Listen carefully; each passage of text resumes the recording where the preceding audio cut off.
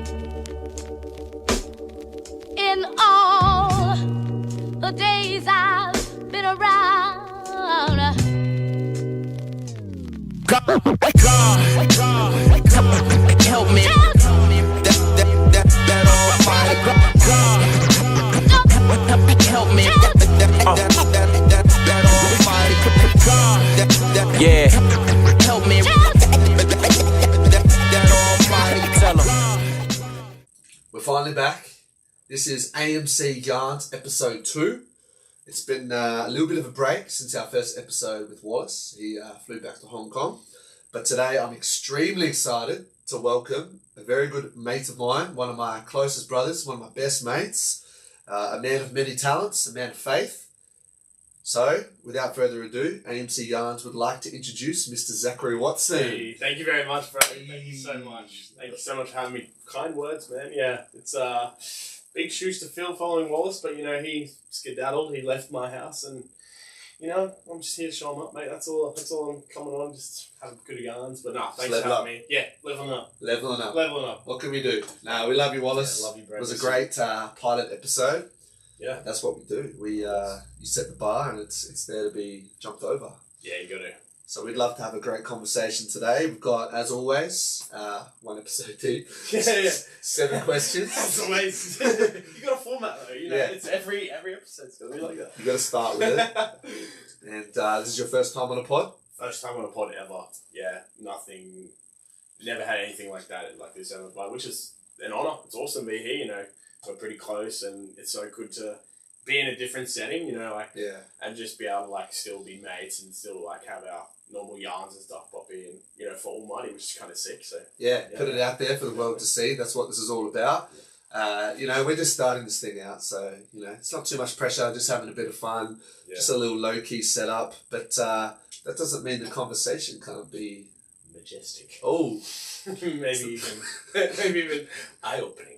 Eye-opening. Let's go. Well, we've got 7 amazing questions. Before we get into it, man, how you been going? What's been happening in the world of Zach? I've been going good, man. I think I'm on a bit of a grind at the moment. Like these last 8 months, moving from Brizzy to Adelaide, like born and raised Brizzy, moving to Adelaide, it's been a bit of a grind. Like I'm trying to still find my feet, even though it's been like 8 months. I'm still trying to find it, but going well. Like Mrs. and I are going really well. Church is going really well. Like the mates getting with the boys going really well. Like the boys. Mate, me and you chilling, doing well. You know, it's so cool to see like what everyone's got going on, and like being for everyone is always good. And I'm doing well, man. Thanks. Yeah. Nah, it's been good, man. Like so you've been here 8 months.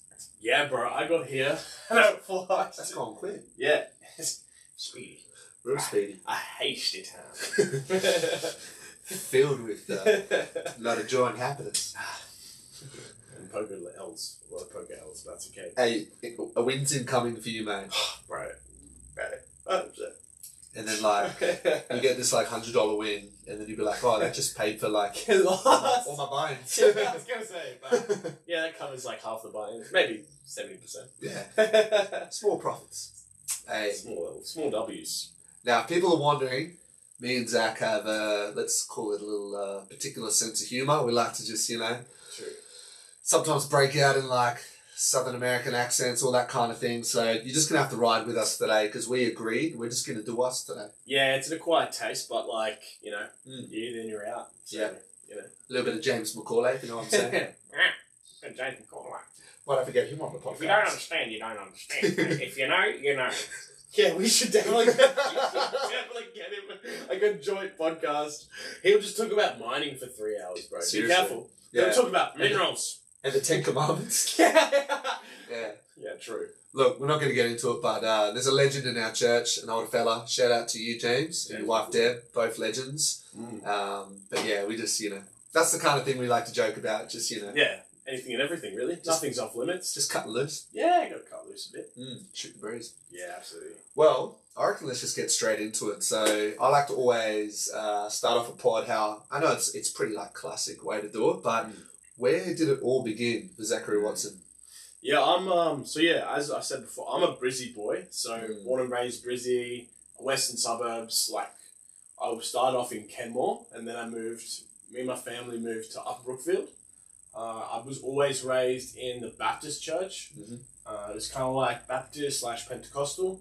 And yeah, just grew up there, enjoyed the scene, like, mucked around a little bit in primary school. It was a bit of a rough ride in primary school, but yeah, just like kept going, went to Kemmel High. Good old Kemmel. Good old Kemmel High. Shout out to Kemmel High State High School. Yeah, it was good. It was really good.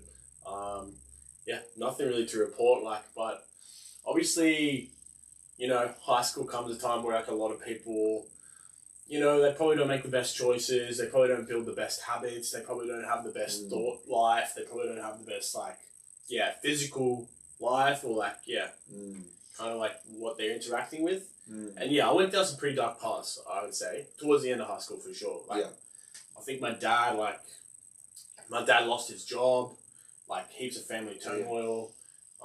I started working like 30 hours a week to help pay for a few things and to help like do my own thing. And then my grades just like bombed. Well, it's hard to do school and be working close to full time. Yeah, it sucked actually. Like, I think I was a couple 10-hour days, but like, yeah, I think it was funny. I actually never knew how that affected me until this year.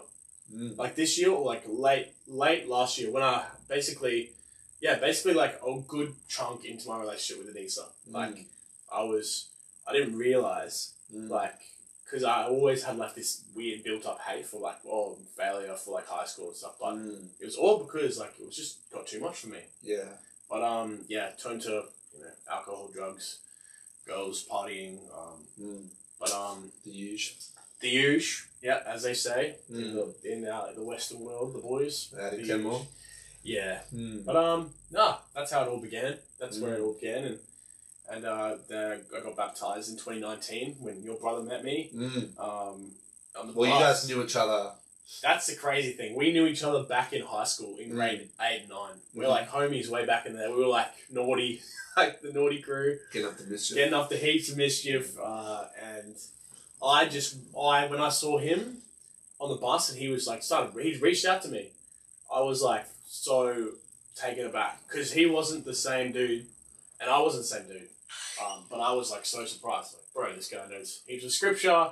He's like killing it. He looked like the truth is, I had seen him on campus walking around and talking to people. And I was like, that's Danny Grandy. And then I saw him get on the bus and he was like, are you Zach Watson? I was like, yeah, bro. And he asked me to church. I like fully palmed him for like 3.5 months in 2018. I didn't know that. True. Palmed him, bro. I was like, nah, she'll be right.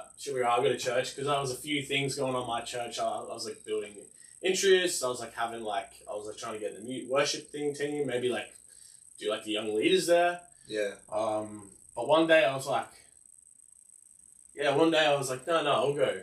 Because Danny convinced me because the leader of Spa Region is coming, Mike Fontenot. Oi.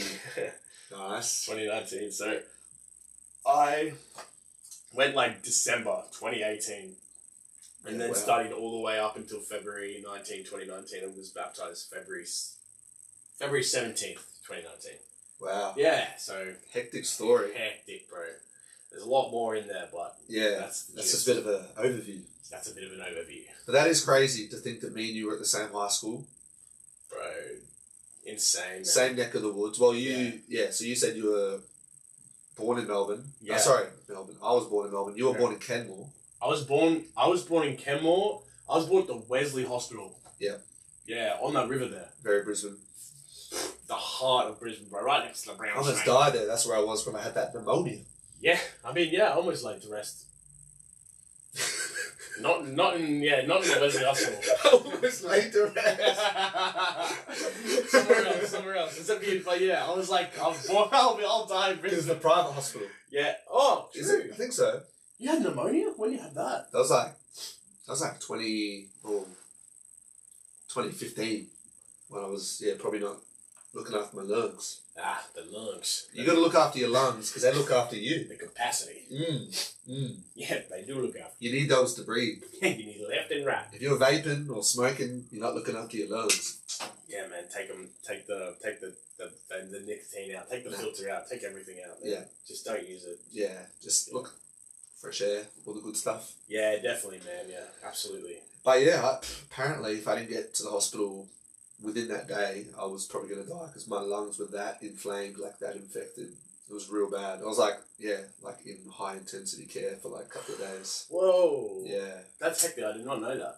Yeah, mad little detour there. That's what this part's going to be about. We're going to have a lot of lumps and bumps, if you know what I mean. dips and turns, you know what I'm saying? Wines and swans. Give it something.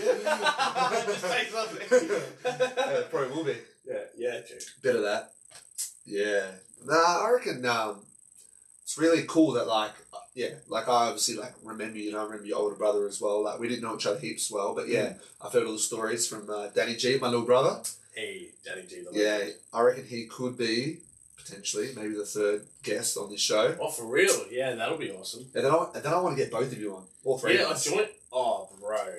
Get them individually and then get them both on. Get a trio. Get a trio, dude. That's the trio right there.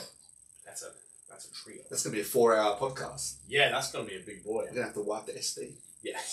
Yeah, you're gonna have to do a few refreshers. Yeah, a little bit of that. Yeah, But, that's like, good. getting back on track, so really cool to just hear how it all began, your journey with faith.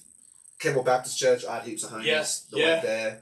I was kind of somewhat involved there because they had the skate park out the back. Yeah, true. Sometimes like blowing up deodorant cans and stuff down there. Yeah, It was so far from the church, it was like right down like the back little yeah, crevice. it was near like the kindergarten back there on the fence there. Yeah, and it was like the smallest, worst skate park, but it was like close to school, so we just loved it. Yeah, no one, yeah. It was so rough, man. If you fell off like your skateboard, the concrete would like eat you. It was so like it wasn't smooth. Yeah, nah. But still heaps of fun. Me and my boys would hang out there, and I remember like someone getting like burnt from like blowing up a deodorant can, like hectic stuff. And I remember one time there was like a young pastor, I can't remember his name, but he came down. He's like, "Hey boys," and we're like, "Oh crap, we're in trouble." And he's like, "Nice." He's like, "But no more." That was probably Nick. I reckon it was because like Rory and like some of those boys knew him. Nick Riddell. Bradley. Yeah, Rory. Yeah. Rory Bradley. I remember those boys. Yeah, it was probably Nick Riddell. And we had like the KBC like bucket hats. Yeah. KBC Youth. I had one of them and got stolen. Oh, It was that fresh. it was that fret. But like, who's gonna rep that? It's gonna be like, "Hey, where'd you get that from?" You know what Yeah. I mean? Like, it's a youth group, bro. Yeah, you were like a youth group. It's not like a designer, but anyway, Sure. these things happen. Yeah. Yeah, it's funny that we've got that shared history growing up on the west side. It's one of those funny things, like, I was thinking about it recently, like, it's not known as a rough area. If anything, it's kind of known as an affluent area. It is. But there's also a little bit of an underbelly there as well. Like, Kenmore's known for being a rough school. I remember them, like, at assembly, like, putting all these bongs on the stage and being like, "We've got a problem." Like, there was stuff like that happening. Heaps of fights, heaps of... Scissors, bro. Yeah. Like when you were there and my brother was there. Yeah. I remember my brother and his like crew that he was with, like there was heaps of fights that would go down and like weapons would get drawn and heaps of weird, wacky stuff, man. Pretty full on. Definitely had like an underbelly, man. I think all the kids from like the Bell, everyone from Mob came, everyone from like even outside some EP boys came. Yeah. There was a few dudes that, like, I remember that, like, got kicked out of other schools and then they came to our school. Yeah. Ran amok for a couple of weeks and then got kicked out again. Yeah. So it was just, like, it definitely wasn't, as much as, like, around Kenmore Chapel Hill is, like, it's not like a ghetto at all, but it's still, a lot happens out there. There's a lot of kids, like, getting up to mischief, and it was still just, a great place to grow up, really. Yeah, awesome. Absolutely, hands down. I don't think that'd be a better place to grow up, to be honest. Like, the western suburbs of Brisbane was, where it's at, it was awesome childhood, for sure. And some of the boys from Upper Brookfield were a little bit rough too, eh? We were pretty rough, bro. The boys from down the sticks. Yeah, mate, just too many stacks on the bike to if you know what I mean. A few roos loose, but like... a few too many mushrooms out a few too many golden ones. Seriously. Blue ones. Shout out to a couple of the boys that I went to school with. Jasper, Christy. Jasper, yeah. The upper Brookfield boys. Ruben Chadwick. Oh yeah, I remember Ruben Chadwick, he's like a hectic, talented, like freestyle BMX. Motocross. Yeah. I saw he went like overseas the other day. Wow. Like a couple of weeks ago, so shout out to him. There was plenty of that out there. Dirt jumps. galore. Just grow up on those. Barry Moore's place, the Moore's place at the end. So nice, yeah. So Big germs. a lot of that going on, yep. So that's your origins. Now, something that you mentioned is around that time that Danny met you, that's when you were going to uni? Yes. Yeah. And you were doing a degree in biomedical science? Yeah. Yep. So that's my next question. How do you, as a man of faith, but also, you've got a degree in biomedical science, a lot of people would think those two things don't go together. Yeah, fair, yeah. So what are your thoughts on that? How do you balance those two? The funny thing is that I don't balance them. Science complements faith 110%. I like that. Like, it's not a balance. Like, that's what I discovered during my degree. Like, I think the first 2 years of my degree, I went through, the 5 mass extinctions, the oxygen revolution, all this, one microorganism getting into another one, and then that so happened to sustain, that life, and then that life with 2 organisms now survived because it had mitochondria or it had something that could metabolize oxygen while everything else died out. And then, there was 5 mass extinctions, and I went through all that. I went through all the phylum, all the family trees, and I was like, someone's like, okay, cool. Like, I was kind of you could almost say I was kind of getting convinced, but there's nothing like going through, the genetic makeup of an organism. It is different. It is so different. It's a miracle. And no one can argue that. How even our protein knows to fold a certain way so it can do its function. Wow. We don't even know exactly why they fold the way they are. They are doing. We're trying to find out. Crystallography, all this extremely high tech stuff, but we don't know half the stuff we need to know. And so it's my one of my favorite not idols, but one of the blokes I look up to the most is a dude called John Lennox. He's I've heard of him, yeah. He's an awesome dude. He's a mathematician at Oxford. And people need to realise that science came from Judeo-Christian. It sprang up from the Judeo-Christian ethic, and our worldview. And even in Cambridge, in Cambridge, there's in the Cavendish laboratory, John Lennox details this. He says, great are the works of the Lord. Wow. Studied by all who can see them, or all who observe them. Yeah. Studied by them. Wow. So great are the works of the Lord, studied by all who would see them. He starts with that. Yeah. It's greatest God, because when we look at it even through a scientific lens, all it does is really showcase just how magnificent his creation is. Yeah, so that's where I came from. That's where I came from in terms of molecular neuroscience, genetics, neuroanatomy, virology, these intense stuff where you break an organism down to its lowest, most complex parts, but basic parts, cellular levels. Wow. You realise that it's definitely supporting a creation, a creator. That's amazing, man. Obviously a lot of the terms going over my head. I only really I think I dropped out of science grade 10. Mrs. Anderson, that's my last teacher. And I was kind of... Shout out to you. Yeah, exactly. I was more into the social sciences, you could say, history. Yeah. But still, even me now studying psychology, which is still overlaps heaps with science.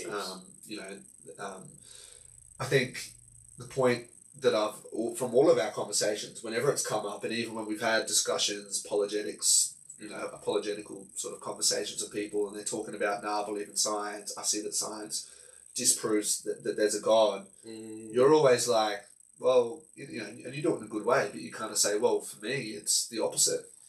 I mean, it has to be, right? To be fair, it is all about perspective, right? But if you just break things down not in a vacuum, not in an echo chamber, you break things down, even cosmologically, right? everything, creation, gravity, like if it was too strong, everything would collapse in on itself. If it was too weak by 0.0001%, everything would fly away infinitesimally and like nothing would have any I've heard of substance. stuff like that. Bro, like I think when they've calculated the probability of life being able to exist on Earth, like the numbers are like astronomical. mate, ChatGPT said it himself, mate. He said, there's reason to believe in God. In a God. There you go. The almighty God that we're so passionate about. Yeah, amen. And that's so cool to have someone with a science background on the pod early on. Cheers, bro. I think just to sort of set the precedent that, you know, even if you're coming from a scientific background, we can still have a conversation. Bro, still open to a conversation, still open to hear anyone's like talking points, debates, points, anything. I'd love to, I'd love to get into that kind of stuff for sure, yeah. And it's cool that like you said, perspective, it's more about sharing your perspective. But I guess some of, you know, being able to, like you said, a talking point could be some of those things you mentioned before and saying, I actually see creation in this because how else can you explain certain things? And even as science has, you know, sort of become more and more advanced, I've seen plenty of testimonials of some of the guys way up there, like this, you know, Dr. Lennox, guys like that who for sure. really speak to the fact that even though they're going further and further into the field of science, it's not disproving their faith, but if anything, it's just, you know, for sure, reinforcing it. Yeah, exactly. Like, I think once you reach those lofty heights of like professor, and it's almost like, it's funny, it's sad though, this new atheism, it's almost like the norm to believe there isn't a God. It's the norm, and that it permeates so much of the higher echelon of like professors and the academic like space, that I think it's like a trend, man. Like, people don't dig into it as much as they should, in my opinion. Yeah. Which is really interesting because these are like some of the smartest people in the whole world. Like, but I think a lot of maybe a bit of ignorance, maybe a bit of like, oh, I'm good, I'm sorted, like, and like maybe I know better. Maybe that's kind of playing a bit of a part here for sure. Well, I can't remember the exact verse, but in my communion I did a few weeks ago, there was a scripture, I think it was in Corinthians, but it was like, God makes the intelligence of this world look foolish, pretty much. In other words. Yeah. I think, you know, that pretty much says it all. Yeah, absolutely. Well said, yeah.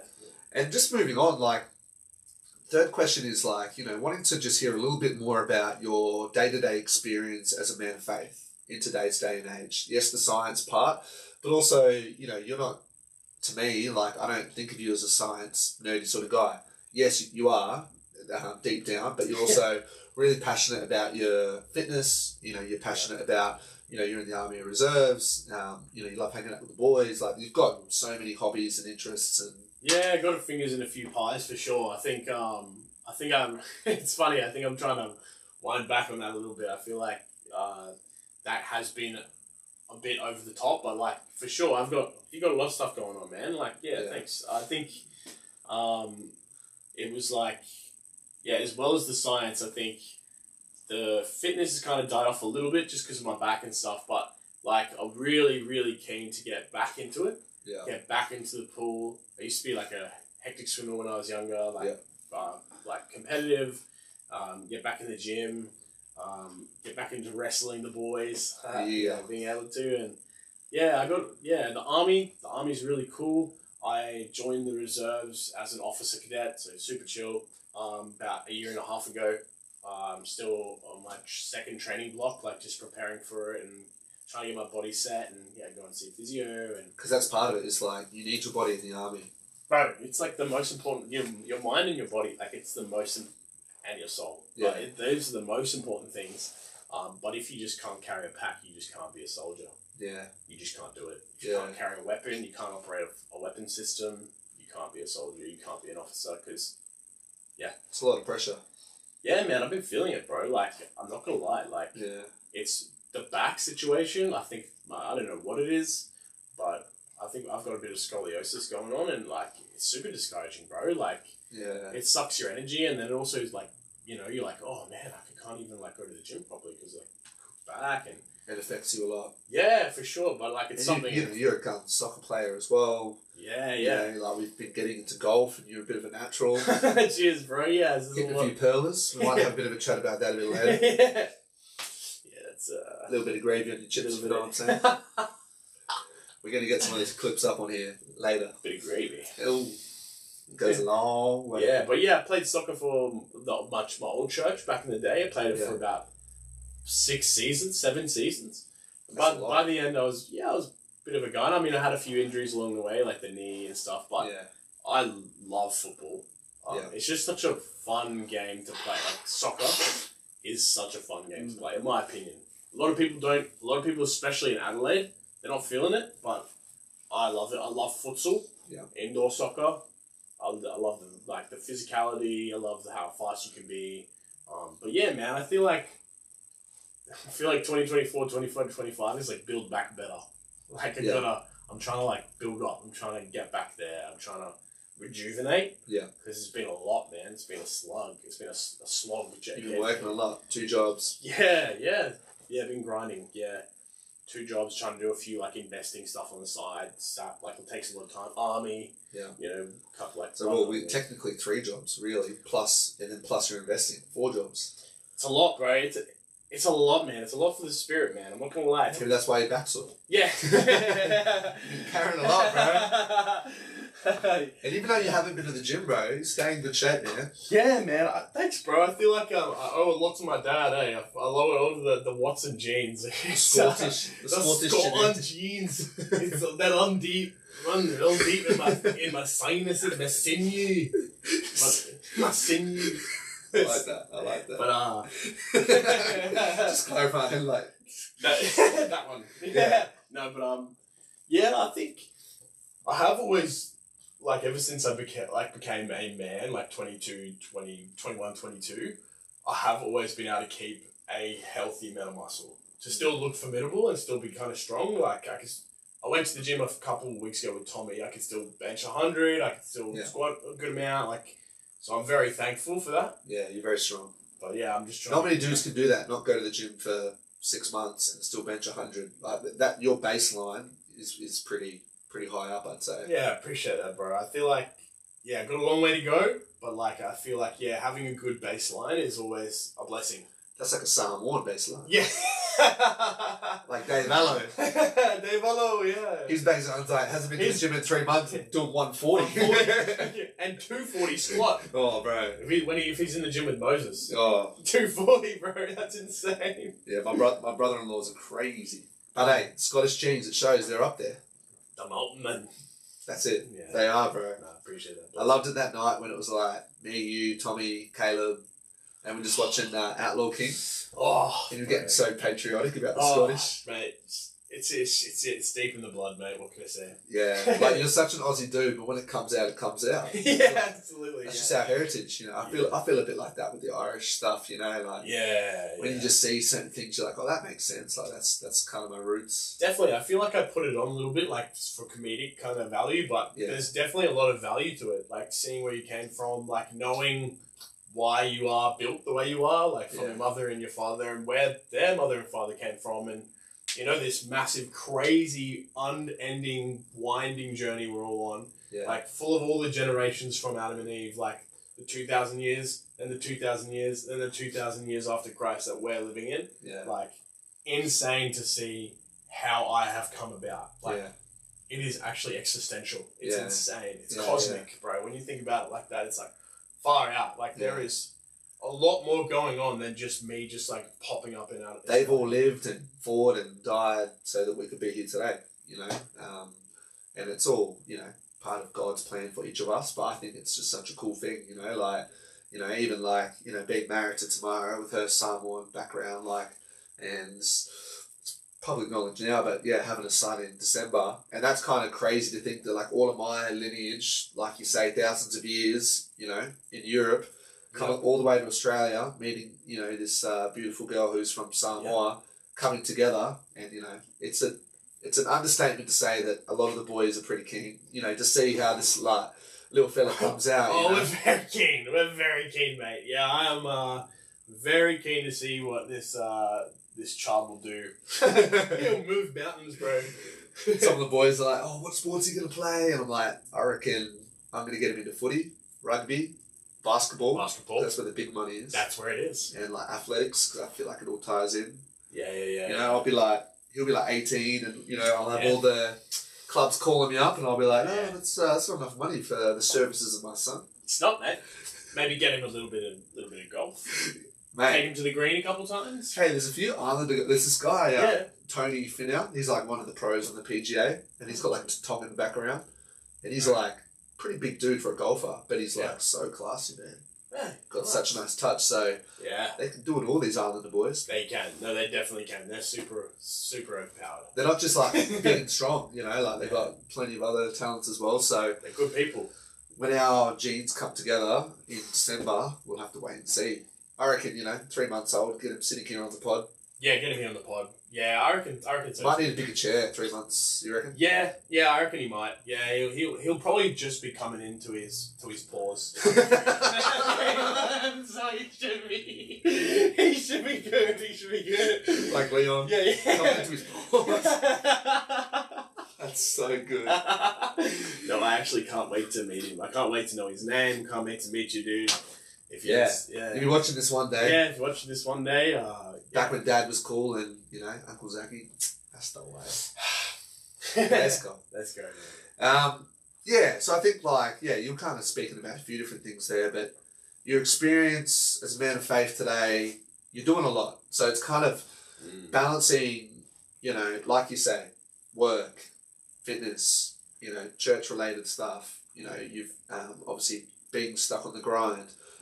What would you say is kind of been key to, obviously everybody has their ups and downs, but I would say I've noticed you thrive a lot in the last 8 months. What's sort of been the key to all of that? Perspective, bro. For sure. A trying to have a heavenly perspective. I was talking to my missus last night. We had this awesome bonfire at Jack Burke's place. Shout out to Jack. It was sick. It was so sick. But yeah, hopefully more of those to come. But I was talking to her and I was telling her that I'm like a very feeling guy. I feel a lot of things. Yeah, me too. I don't hear from God in dreams. I don't the word, and I feel stuff. And yesterday I was just walking, on the way back to the car, from work, and I just had this overwhelming feeling that I was not fulfilling, but I was walking the path that God had for me. His plan that he had laid out for me, I had this feeling that I am on it. Wow. And someone who wants to be somewhere, who isn't there yet, but is on the way to being there. I know I'm not who I need to be, but I am getting there. And I will progress, and I will improve, and I need to humble myself, and I need to get with that brother, or I need to apologize for that, or I need to grow in that part of my character, because super broken dude, super broken past. I think the one thing that has been giving me so much perspective my whole life was definitely a near-death experience I had as a young adult. Just a hectic car accident, and ever since that moment, it was actually insane. We stacked the car, went down this massive not cliff, but this massive basically cliff, and got caught by a bunch of lantana, and it was so steep we had to use this metal barrier that we smashed down. We had to use it to climb up. Wow. And when I got to the top, I just looked up and I saw the moon, and it was a full, bright, big moon, just staring, just looked like it was staring down at me, and I was just beholding all God's beauty and how grateful I was in that moment. That moment has always given me perspective. And then my mum, who had driven past just as we crashed, my mum drove back. My mum turned around and drove back and started breaking down with all the kids in the car. Started breaking down, saw me, just had climbed up there, saw me, and I was yep, God's real. Wow. There is there is perspective in that. There is power in that for me. And that is what gives me the energy to keep going, because I'm here for a reason. Yeah. Like, there's not... You've got a purpose. Yeah, like I can be as sad as I want. I can be as down as I want. I can struggle with mental health as much as I want. But I can never conclude that I'm here for no reason. Yeah. Because that's not true. That's an amazing point. And anyone else watching this, that's the exact same answer for them. You know, that's the exact same thing. Like, everyone is here for a reason. Everyone has a purpose, and fulfill it. Wow. Each day. Each day. Chance. That's it. Each day. That's awesome, man. I really appreciate sharing so vulnerably. Cheers, bro. I didn't actually know that story. I remember you mentioning about a hectic crash, but not in such detail. And I think it's those sort of moments where it can look so different for each and every person, but yeah, true. You know, when we live our own way and we sort of choose to try and figure it all out by ourselves, we end up coming to those moments because God has no other way to show us. You know, like it's a powerful way, it's a scary way, but it's because He loves us. You know, like He allowed that to happen, I think, because He knew that it would embolden your faith. You know what I mean? Like you would turn around and believe in Him even more. He 100% was looking at you as you looked up. I became a disciple 1 year after that. Wow. Like 10 months after that happened. That was like a little bit of a turning point in your life. Yep. Wow. God's good. That's crazy. Yeah, man. I think someone's trying to call you. It's Danny Gung Ho. Is it? Yeah. Danny G. Yeah, Danny G. It's his 7th time he's called. Let's go. Popular. Yeah, 7 questions, 7 calls. Hey, let's go. That's how we roll. Well, I think this ties in really nicely. 4th question, something that you wanted to really talk about on the pod was the value of true repentance. Man, it is... Finding the value of true repentance is the greatest gift you could ever receive, in my opinion. Finding the value of true repentance is the greatest gift you could ever receive, as anyone, not just a Christian. Wow. That is, like, it's a very powerful tool. Yep. And it goes a lot deeper than, I've messed up, I need to change. Yeah. It's a whole shift. It's a dramatic shift in someone's whole nature. Yeah. Like it's saying, I used to find this good, but now my nature now finds that repulsive, repugnant. I want that to be repelled from me. I don't want any of that. Yeah. So I feel like finding the value of true repentance is just like finding one of the most valuable things that God has given us. Yeah. And I feel like that has been very owed to me, to the Lord, helping me with my perspective. And it helped me know how small I am, but how evil my sin is in His sight. That's the value. Wow. The value of repentance is inversely related to how repugnant God sees sin. That is how important repentance is for everyone. Like, because God sees sin, so intensely. Yeah. That is how we need to see the value of our repentance, for sure. You made a really good point at the start, saying that like it's valuable to anybody regardless of their faith. I was like, even chatting with a colleague, and he was saying to me like, that's one thing I really appreciate about the Christian faith is like having accountability for our actions, and not just sort of saying, that was just a one-off and sort of excusing it, but focusing on it and putting a plan in place to turn around. 180, the word repentance, metanoia, change of minds. And I think people resonate with that when they push themselves to have that accountability. Because I think we see a lot of examples in today's day and age where people, flee from that. They don't want to step towards the accountability. They don't want to actually put their hand up and say, hey, I've messed up. And not just that, the next step is addressing it, identifying it, putting a plan in place to actually move away from it. Right. The Bible's ruthless. It says, cut off the hand that causes you to sin. Doesn't muck around. Thanks. Yeah, which is, some pretty hardcore imagery to try to help us see that, all right, if this one friend I've got always drags me out to the clubs or puts pressure on me to do this, if, like what's another example? You can turn your phone off if you want. It's going to keep vibrating. Yeah, I think it will. Yeah, all good. Let's do a little.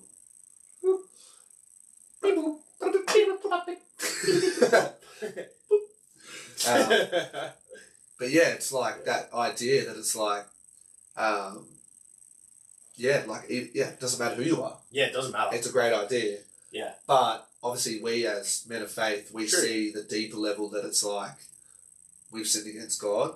Yeah. He's been so gracious to forgive us. Yeah. And that should really motivate us to cut things out and just keep striving to be better. Yeah, it's a really good point you make. And I feel like it's funny, like, I feel like that is one of the coolest things about Christianity. Yeah. Is that any old mate can see it and be like, oh yeah, that's really useful. Yeah.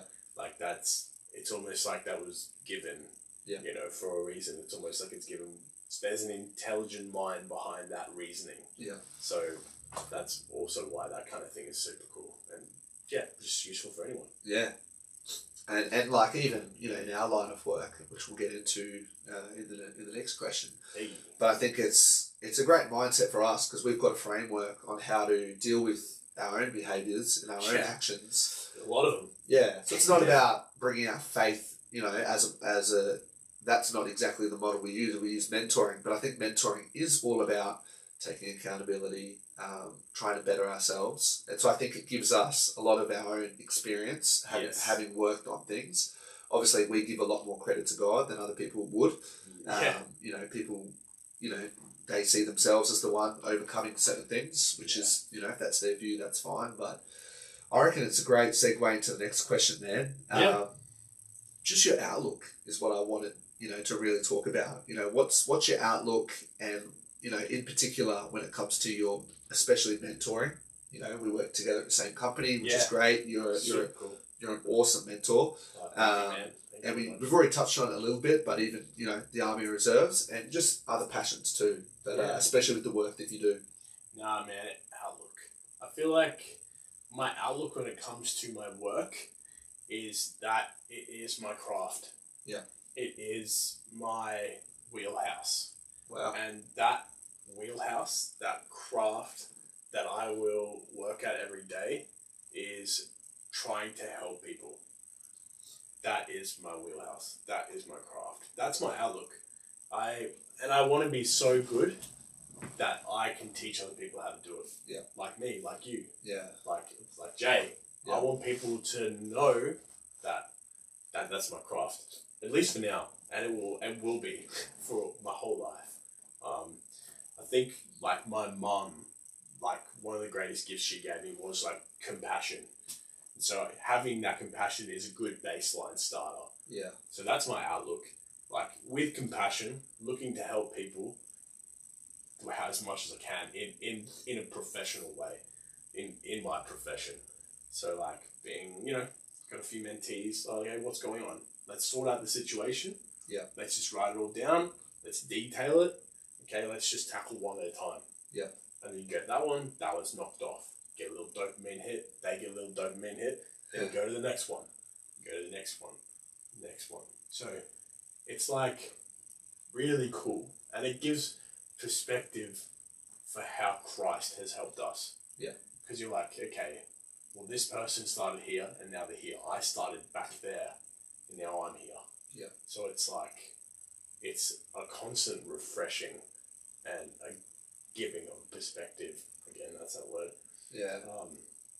Giving of that like lens to be like, okay, well, we're all broken and we all need help. Yeah. But I just see it as my craft. The army.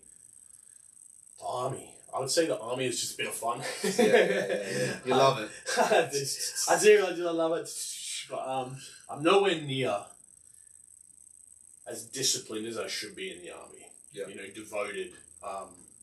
I feel like maybe that's been a bit of the move, a bit of the move, a bit of this, bit of that, a bit of excuse making. Yeah.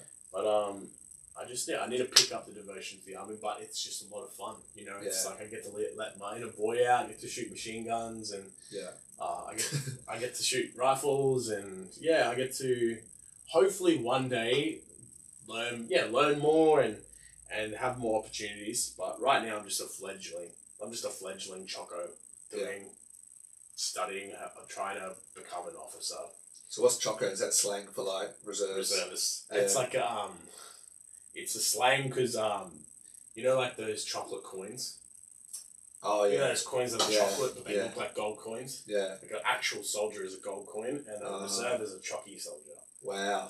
that's yeah. So it's a dig. It's a bit rough. It's dig, but I love it because Yeah. I freaking love those chockies. Those chocky coins. They're like way They're pretty good. They're pretty damn good.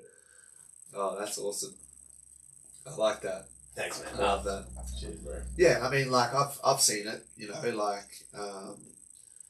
I've seen that it's obviously like what we mentioned earlier with the sore back. Like there's been legitimate struggles, which is you know what I mean. Like it's tough because I know you're passionate about it, and I think for you as well. Like in our conversations, like you're very patriotic about the country as well. Oh, for sure. And you know, it's no joke to sign up in the reserves because at the end of the day, like if something happens, like you're next up.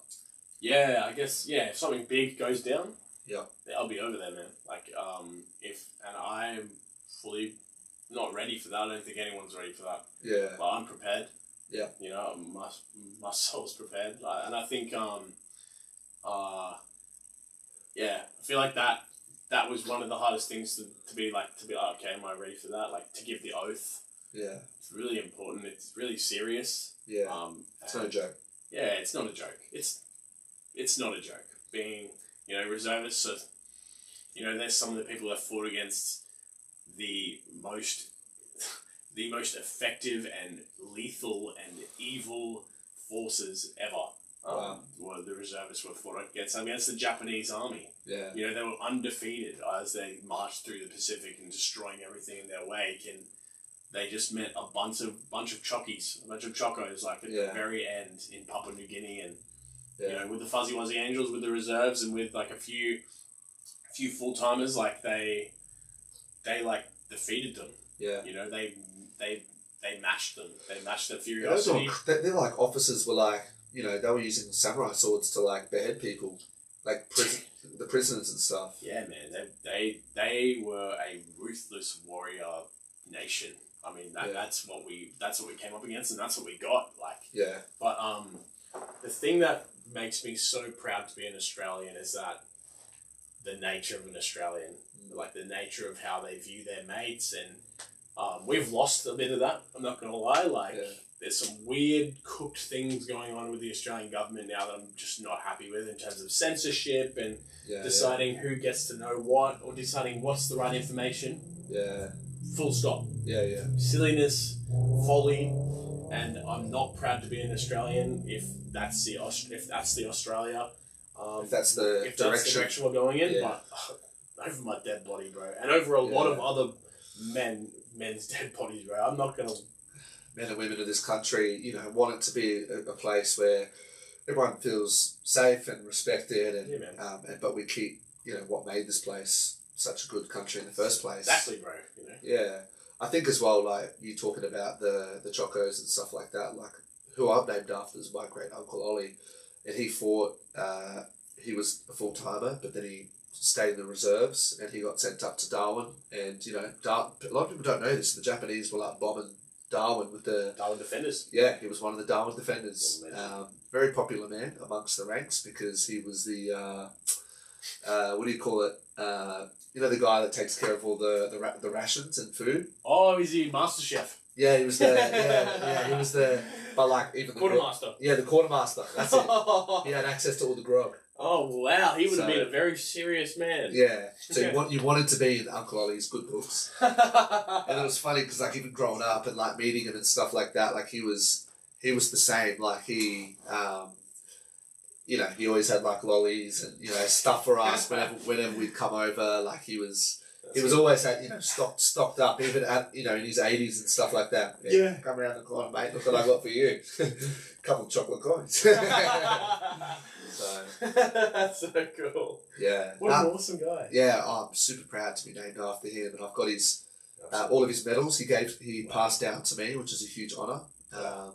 Yeah, him his father, who died in France. Like, Greatest generation ever, man. Yeah, crazy lineage, to be really proud of. And I think that's why when, certain things happen in Australia, I try to, we'd probably just brush over politics. Political, In this, and that's fine, but I just wouldn't get right into it. But in saying that, I am just always very patriotic, because I know that my blood literally fought and died for this country. And when you know that, it changes the way you think about it. You do feel like, hey, I want this place to head in the right direction. Oh, absolutely, man. Bottom line. Yeah, I had family. I had a pop that was a Ford Scout in Papua New Guinea. Wow. He was on the boat that was headed towards Africa, and they turned around and said, "Nah, stuff that. We're going to defend Australia." When the UK dropped that weird Brisbane line, all that wacky stuff, and so that is the Australia we all want. Yeah. Exactly. Awesome, man. Well, we'll keep it. We'll keep it moving. As much as that was, it was really good. I didn't expect that we were going to talk about the army and that sort of cool detail, but we could do a whole pod on that one day. Just, the sort of Australian history and all that sort of thing. That's so cool. But yeah, just quickly, wanted to talk a little bit about golf. Golf. Yeah. Golf. With boys. Want to go play now? Want to go play? That's been an interesting little thing. There's a bit of a crew going. It was the Bogies Only Club. Now it's the Birdies Only Club. Hey, Birdies Only. We've all hit a couple of birdies. But obviously Danny G is a regular. Tom and his cousin Jono. Yeah. Beast. Big Tomo. Zach the last month has stepped into the arena. Yes, sir. With a bang.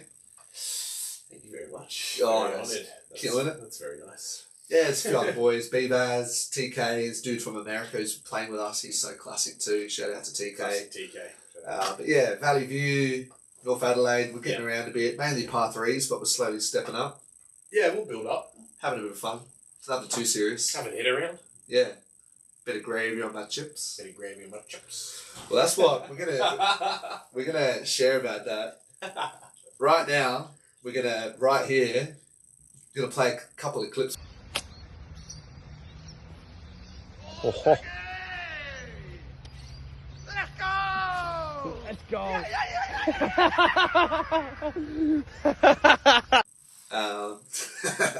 Of us having a hit, give it a whack. Have a help. And to see what you guys think about it, because I guess that's the next question is just sharing a little bit about the humour and the banter like us boys have. Yeah. If you've just watched those clips, you're probably wondering, what the heck, where does this stuff really come from? You know what I mean? We get out there, 7 o'clock in the morning. It just flows. You just gotta let it flow. It comes from where it comes from. It comes from within. And even Danny made the comment, he's like, when he seen me rock up with the get up, he's like, yeah, he knew we were on. We're on here. I mean, I don't know what was so funny about the get up. I was just wearing Navy. A lot of navy. Probably too much navy. No, I wouldn't say too much. I'd say just the right amount. I don't ever change the navy. I got there 5 minutes late, and I'm jumping out of the whip, and I've got my all navy get up cap, Lacoste shirt, big puffer vest, navy. Shorts, navy, shoes, navy. And then these boys just start cracking up. They were all just wearing their PJs, to be fair. And then Tom was. Well, yeah, Tom. Yeah, Tom was. Tom with his knee bangers. Yeah, for sure. And, sorry, Tom.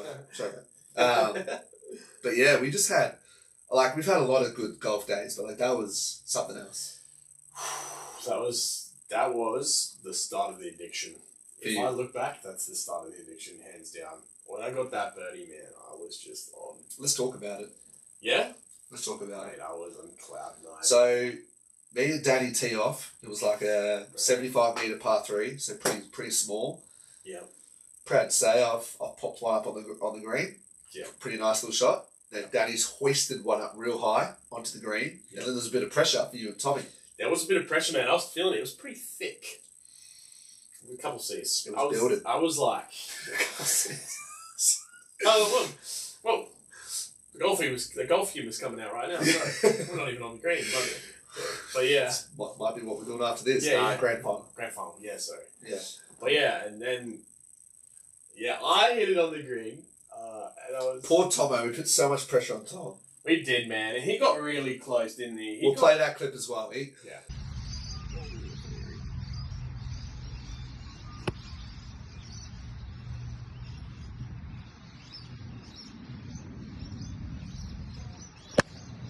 Oh, it's on the green. Oh! Oh, big shot! Nice try, mate. Nice try, mate. You could see the pressure was a bit too much for him, and that'd be too much for anybody. No, that's true. All three of us have hit the green, No. which, you know, it's pretty rare for, like, you know, it's usually like maybe one or maybe two hits the green, or edge of the green. Yeah. Tom's gone up, just missed it. It was like a good shot anyway. Great shot. Just slightly off the green. Great shot. And, yeah, you've seen the video. Exceptional shot, yeah. Then, out of all the putts, I reckon we're all probably 3 metres-ish, 3 to 4 metres. Yes. I putted uphill, 2 putted for par, Danny 2 putted for par, and then we really built up the tension for you. And we'll play this clip in a minute, and you'll see just how excited we got about it. It's on the green. It's on the green. It's on the green. Oh my god. It's on the green! Atta bunda!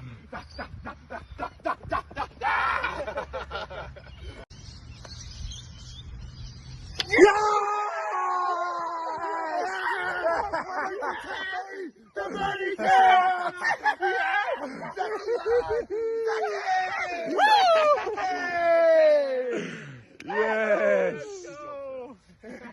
Zach's first birdie. Oh, the birdie, man. It couldn't have come earlier. It couldn't have come sooner, mate. I was... And it just... And you'll see in the video, it breaks at the last second just to pop in. Yeah, it does. It goes...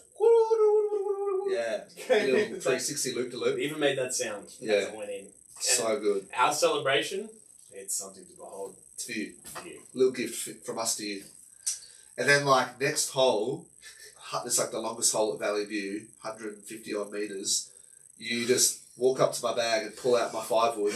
I'm like, what are you doing, bro? What are you doing, you muppet? 5-wood off the deck.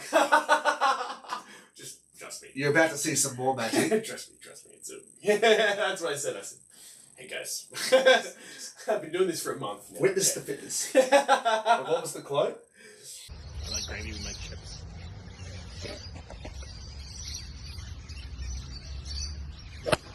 Holy crap! It's a hole. Holy crap! Wait, look at it. It's beautiful. It's majestic. It's on the green. Sign him up for the PGA! Sign him up for the PGA! Let's go! I like gravy on the chips. And look, you'll see in the video, like, he makes such a clean connection with the 5-wood, and his style is impeccable. But you got to understand, you can't see in the video, but this ball just was like a heat seeker to the pin. Like, it was like perfectly, like, it like faded from left to right slightly. Literally just went right past the pin. You know, like landed like 3 meters from the pin. No, you're a blessing, mate. Yeah, it was magical. Oh, mate. Yeah. Not to mention earlier in the day, we didn't get this on video, but you threw your ball down, did a little hop and a skip, Happy Gilmore with a pitching wedge, and like knocked it like right up in the air, and then like on the green. Like all the shots in between were sort of, you know, still learning and getting there, but some of these shots were just magical, bro. I don't know where it's coming from, man. I feel like there's this old Scotsman deep in the bowels of my genes. Sinews. Right in there. Right in the sinews. Having a swing. Right in the sinews. We're having a swing. And, you know, he's just real happy. You know, he's having a swing. You know, he's just loving it. Well, yeah, that's where it all started, right? I feel like, I feel like it did. Because, you know, the funny hat and funny pants. It's got, well, if it didn't start in Scotland, a lot of the origins originated surely there. popularised, surely. That was a great day, to the point where, you know, we put all these videos in the chat, and the boys that missed out, like, I played with TK this week, and he was like gutted that he didn't get to play. Bro, our celebration that me and you shared after I hit the birdie is, I don't think I'll ever forget that, man. The synchronicity, bro, it was fully synchronized. Take me to Birdie Town. You just, if you know, you know. Yeah, if you know, you know. We've got this little thing where it's like, when anyone's got a birdie putt, it's like, come on, Jono, take me to Birdie Town. Take me there. Not Funky Town, Birdie Town. Birdie Town. That's just how we roll. That is how we roll. But yeah, I feel like with the boys, it's Yeah. a lot of our humour, like we shared earlier, me, you and Danny all went to the same school. We've got that history, up in Brizzy, all the boys, Josh Koyama, just all the lads. Yeah, the Koyama. Shiley boys. I miss them, hey. Just all just vibing off each other. Yeah. And then I feel like ever since you've come to Adelaide, I feel like me and you have kind of delved down a little deeper. We're a little deeper. Ever since we've seen that, Couple of layers. ever since we saw that video of the pastor talking about crumpling the kid. Crumpling the kid. Look, I'm just going to have to play another clip. We're going to play that one Please play that, yeah. right here for context. But when this guy was visiting Adelaide, we both had just seen this video that you just saw of this pastor talking about how he got... I punched him right in the chest. Right I just crumpled the kid. I said, when are you going to stop playing games with God?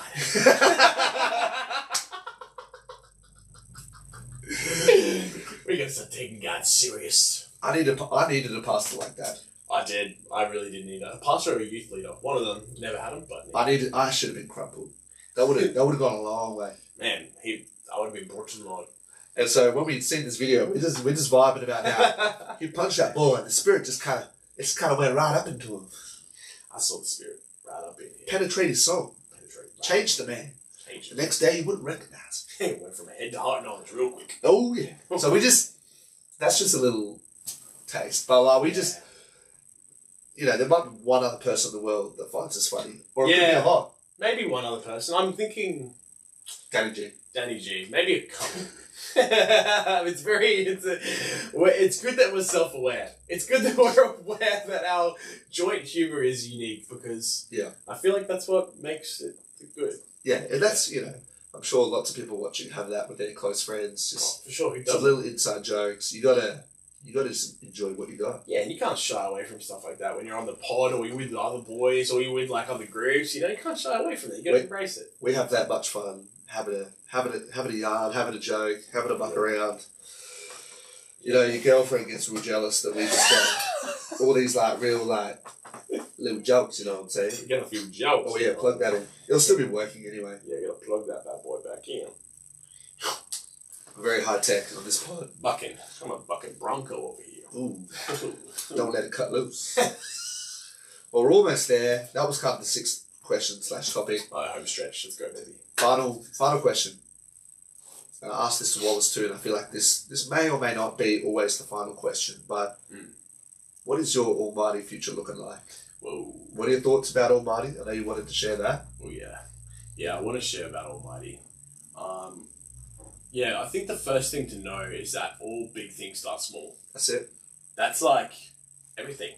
Yep. Old mate's factory that's opened up in 1873 was tiny, but now it's like making every single pencil in the world or something, Got to start somewhere. You got to start somewhere, and humble beginnings, they're always blessed by God, in my opinion. And I feel like I want to do fitness stuff with the Almighty. I want to do like more podcasts, more stuff like this, more chats with Almighty. I want to maybe go a little bit more political because that's kind of like my little landscape, and then maybe chuck a bit of science in there. That's kind of where I'm looking at from. I always like having deep conversations, and I love talking. Obviously, as you can probably tell, I haven't shut up in like an hour. But both of us, man. But I love talking, and I love learning, and that's what I'm based my life on pretty much. Like the last 25 years, almost 26 years. But I see Almighty going places. Hope so. I feel like it's a really cool brand.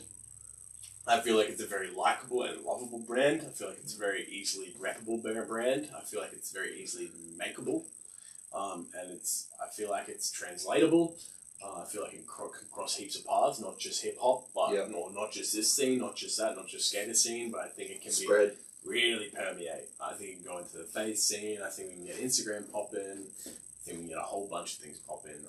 And there's so many outlets these days that are so untapped, like even TikTok or even it's like we're on Instagram. You're on Instagram. Almighty's on Instagram. But I just wanted to say, there's not many people that can do it like you. There's not many people who can start something like Almighty and then just open it up straight away and be like, hey, wherever you want to take it, you can take it, because no one does that.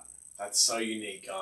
And it's going to be a blessing for me. And it's already been a blessing for you. I can imagine you. I can see you probably find this really fulfilling, and I can see that, and I love that for you. Yeah. But it's like I think it's even cooler that you're opening up that opportunity for other brothers, other sisters, other sisters, maybe even in the future. Nah, it's just brothers. No, just brothers. But yeah, but you know, don't worry. All the girls. You know what I mean, though? Like, I think that's so cool. And yeah, maybe some cool stuff come on the way. And I see the big things from Almighty. I think that's the yarns are just the beginning, bro. Yeah, and that's how, like, even just within this chat, I feel like we can have so many ideas come out of it. You know, big shout out to, you know, the bro Luke with Nature. You know, he's got the boards and hoodies popping at the moment. You know, he's been a big part of helping me work out what I want to do with this thing. You know, seeing what he's done with Nature over the last few years. You know, being somewhat involved, you know, trying to support him, and then thinking like, you know, he's kind of got the skateboarding, you know, aspect down pat. I'm really big with the hip hop. That's kind of where it starts, because that's my passion. And I think that's kind of I reckon the foundation of Almighty is like, whatever you do it for God. Do it to glorify Him and not yourself. Sick. And like you say, So cool. you've got the things that you're passionate about. You know, you're one of the AMC crew, 100%, one of the OG members.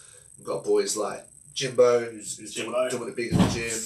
In the gym. He's really loving that. Hammers, you know, Danny's doing his thing. Danny's also had his own little ventures in the past that he's been doing. And there's just heaps of other boys from around the region just jumping in. And like the amount of involvement is up to each and every man. Like me, and obviously Tamara, who's my business partner with AMC, like, you know, she really loves what it's all about as well. And we're kind of the core of it. And then So cool. dudes like yourself jumping on the pod. The branches of the tree. The tree. But the root has to be God. I don't want it to be me. And I think that's why I probably tried to keep it more open from the get-go. I think that's really cool. I feel like, that's awesome. I feel like that's the unique part of it. I feel like a lot of people start a venture like this out of selfish ambition. But I don't really sense that at all. I sense something that's creative. I sense something that's creative, that's transmissible, it's translatable. I feel like it's a really cool way to start something, and it's a unique way to start something. And I feel like you've taken inspiration, but you've also made your own thing here. Yeah. So it's like really cool to behold, and it's a really cool thing to be a part of. Right. You know? So that means a lot. Yeah, but I think like I still want to find my lane. You know, I still want to find my thing. Because you've got a lot of things. I feel like you've got a lot of, like you said, fingers in a lot of pies. Right. But you are good at a lot of those things. And I think, like, even for me, like, I'm a bit like that. Sports, music, like, we're very similar in that way. We've both got a lot of different lanes that we sort of veer in and out of. And I think, like, if Almighty could be a little bit of a central hub for some of us boys, you know, just to give support to how we do it. And but even like you've said previously off pod, like, you know, just having the freedom to, they want to do their own thing as well. Like it's non-restricting. It's like, I'm going to be here with a bit of a hub to support each other. I feel like Luke's been great like that. Like, you know, he loves boys jumping in and supporting Nature, and now he's doing Nature Ministries, which is having a great impact in the streets of Melbourne. So cool. Love seeing those videos, man. And we've got ambitions to do some sort of similar stuff to that, not just a pod, but get out there into the world and have chats with people as well. Some interviews, because we're all fighting the same fight from our perspective, you know. So it's all. But what about you, bro? Like, just to cap it all off, what are you hoping, you know, God has in store for you in your Almighty future? Bro, I'm hoping I can be a soldier for Almighty, bro. I'm hoping I can be repping that battle for Almighty, for the Lord, and under this brand, under this umbrella. I hope I can really push it forward, and in any way I can possible, but mostly that soldier aspect. And there's a few cool ideas I have coming in the pipeline. We won't show them just yet, but like there's a few cool ideas I have, and I really want to be launching that in the coming months or coming years. There's a few crazy things happening in my personal life outside AMC. That's hectic, and I know you certainly have with your boy coming, which is so exciting. But yeah, I'd say yeah, like definitely maybe trying to launch like an AMC AMC Solid or AMC like fights or AMC something like that. I think that'd be really cool. Ooh, nice. Pretty cool. Let's go, bro. Pretty cool stuff. Well, Cool stuff coming down the pipe. there's always some good stuff coming down, I reckon. Like, there's plenty we could talk about. There's so much. There's so much I think that we're all passionate about, and we're just finding our feet, like just sort of balancing life, work, ministry, but realising that in today's day and age, like you kind of got to think outside the box. Yeah, it could be like AMC Apologetics. There's AMC. There's a lot. It's unlimited. There's a lot. Yeah, it's a lot to do. Well, for my part, man, I'm so glad to get you on. It's definitely not going to be, it's the first time, but it definitely won't be the last time. Once you want here as you and Danny, I see you guys as, being potential co-hosts, like as we get some of the boys in from town. Oh, bro, how cool would that be? We're going to need a bigger, might have to be out in the lounge, so like multiple chairs. Yeah. Get some more microphones. Get some more mics. Get the setup going. Yeah, we're going to need it. So, but yeah, like, just been so encouraged by you, especially the last 8 months ever since you've been here, man. You've had such a profound impact, not just on me, but heaps of the brothers. Thank you. Love to see what you're doing in your relationship, with the work that we do. Shout out to Authentic Support. Shout out. Jay Bronson, Jay, Ran, the whole team. You're all legends, the whole management, all the team leaders. Your team leader, Kingsley's an absolute beast as well. The Warhammer legend, without a doubt. What a beast, bro. What we got? My brother-in-law Dave's working with us now. He's up in Queensland, representing with some of the boys up there, Isaac and James. Like, they're all legends, in the work that we do. But back to you, Zachy, man. Like, just super proud of you, super encouraged by you continually with everything I'm doing. You're going to be a great uncle / godfather to my son, to me and Tamara's son. So without further ado, mate, I reckon that's a wrap. That's a wrap. That's a wrap. Love you heaps, bro. Too. That's Almighty Yarns, episode 2. Say less, stay blessed, and AMC out. Let's go! Help me. Almighty. Asking for help, hoping to reach their happiness now. That they seem far away, so they imagining out of your grasp, feeling like life don't matter at all. You black, don't got time to collapse when backs against wall. Only could help myself, the fam, a few of my dogs. Look at the block that raised me, wish I could save them all. That's when you call, Lord help me, come get involved. It cost me my peace of mind, these problems I couldn't solve.